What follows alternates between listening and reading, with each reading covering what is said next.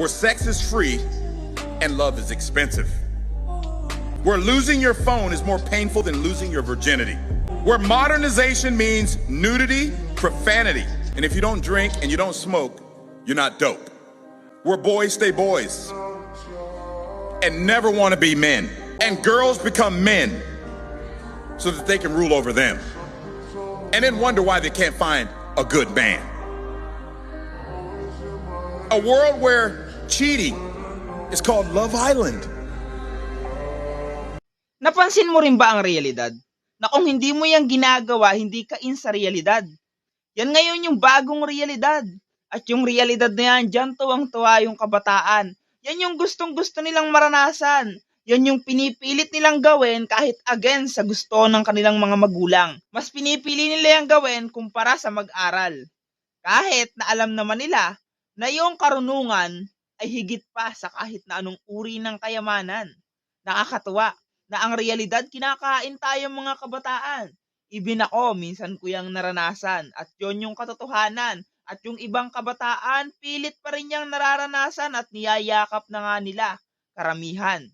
Ganyan talaga ang realidad. Hindi mo inaasahan na kung hindi ka marunong sumabay, ay ikay mapag-iiwanan. Kaya naman, yung iba mas pinipili na sumama na lang at makisabay sa uso. Makiuso na lang. Ayun, uso na lang. Diba? Tama naman yung sinabi nila at alam ko na nakikita nyo din yan. Bilang mga magulang. Tama ba? O kung ikaw naman ay uri ng kabataan at may konti kang katinoan, alam kong napapansin mo yan. Naiintindihan mo ba? Ngayon, kung naiintindihan mo lahat ng pinagsasabi ko, Kaya naman, sa lahat ng kabataan dyan, alam nyo na yung dapat nyong gawin. Tapusin nyo yung pag-aaral nyo, saka na yung kalandian. Kasi yung kalandian, alam nyong ibubunga nyan.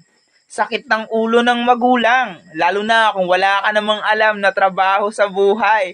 Karamihan ng kabataan, yung mga sakto pa lang yung edad, 14 hanggang kataasan na yung 18, nabubuntis ng maaga tapos cargo de konsensya ng mga magulang nila.